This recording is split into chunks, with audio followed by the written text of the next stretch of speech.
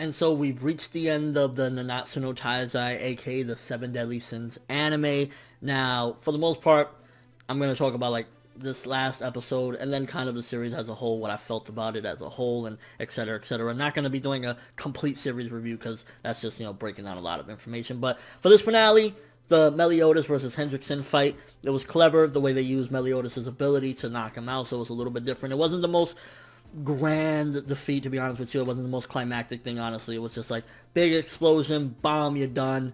Get the fuck up out of here, Hendrickson. Although I really liked Hendrickson's design and just kind of the way he was doing things. He was just like, I don't give a fuck. He was just kicking a lot of ass, and even what he did to Galder, like, kicking his head off, which I should have reacted more, I guess, in my last review or whatever. I was just kind of like, yeah, do you really think Galder's dead? So I should have reacted a little bit more, kind of said something about it in my last one, but I just kind of glanced over like, whatever, because let's be real here, Galder's not going to die, or, well, maybe you thought Galder was going to die, I don't know. There was just no big reaction from anybody to Galder, so I was like, why would I even bother mentioning it? It's like, it felt a little bit obvious or whatever. So, the whole thing with Hendrickson, again, I thought it was pretty damn good, but it wasn't, like, extravagant, and it's not like, oh my god, something just out of this world. It was just, it was satisfying. It was a satisfying ending with the fight and the way they handled things, honestly. Just having Bon, again, I don't know, maybe I'm just a fanboy as a motherfucker, because I think the dude is dope as shit, but just having Bon come in there and help out for the final blow, for he can use, Meliodas can use his revenge counter, that was sick as shit, and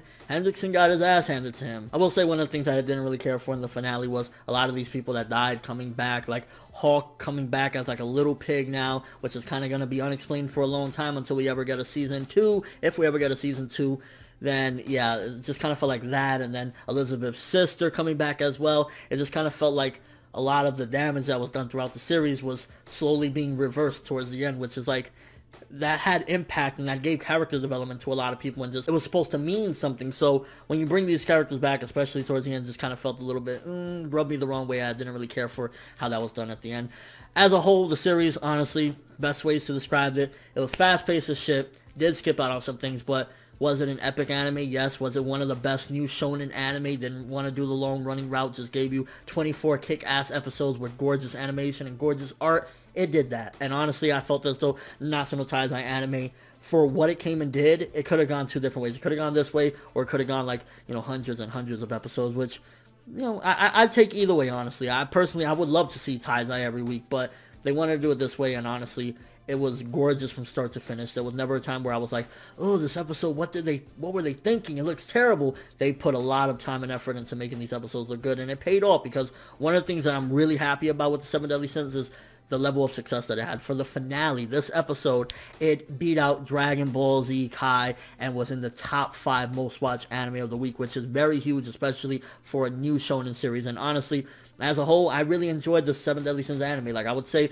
it's about an 8 to an 8.5 out of 10 as far as, just being a really fun series. It's, again, the best way to put it would be Fairy Tail done more serious and kind of, I don't want to say done right, because Fairy Tail doesn't necessarily try to be 100% serious, but it has that vibe, but then it takes its own route and kind of just delivers in its own which way. So again, yeah, there were some changes. They left some things out. The whole thing with King's dog, what the fuck they were doing with that, whatever. They did do some things that was kind of like, and at the end of the day, the ending definitely should have been more focused like on the way the manga did it, but we'll probably get another season in like a year or two once there's enough content. And honestly, again, I really liked it. Like, I felt as though, besides Hunter x Hunter, which is based on content that's been coming out since the 90s, this is one of the best new shonen anime to come out in a long, long time. Just a shame that it only had 24 episodes. And then it even left with a little bit of a cliffhanger as well, with them kind of connecting the dots of the symbols of demons and whatnot. So it's kind of almost saying, one day we'll get a season 2, guys. Just wait.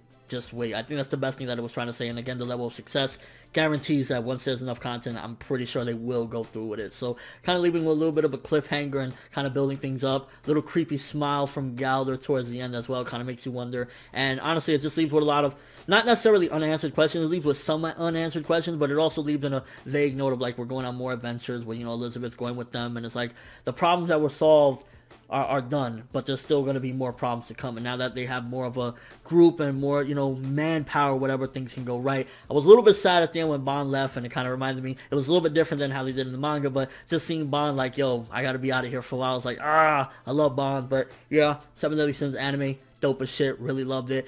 And I think they, for the most part, they made some mistakes along the way, but they did a fine job. It's very good. Honestly, I'd recommend anybody go check out Seven Deadly Sins if you want an ass-kicking shonen anime that isn't dragging its feet, it isn't wasting your time, it's getting straight to the point, and it has some kick-ass villains along the way. But if you've seen the finale or you've seen the Seven Deadly Sins anime, let me know what you thought of it. Do you think that this is one of the best new shonen battle series to get an anime in a while? Again, aside from Hunter x Hunter and aside from like stuff like Magi that already ended a while ago and stuff like that, this came and it brought success with it, which is something that you gotta kind of wonder, what is it about Seven Deadly Sins that grabs so many people in Japan to go watch it? And your overall final thoughts of the anime of Seven Deadly Sins. Again, eventually I will catch you guys with the manga. I'm slowly catching up. We'll see when we get there. But that's all I have for this one. Thanks for watching. Hope you enjoyed. If you liked anything I had to say or enjoyed the video, drop me a like. I'd greatly appreciate it. And if you haven't subscribed, if you could do so as well, that'd be amazing. I'm for Neverworld, and as always, people, have an awesome day.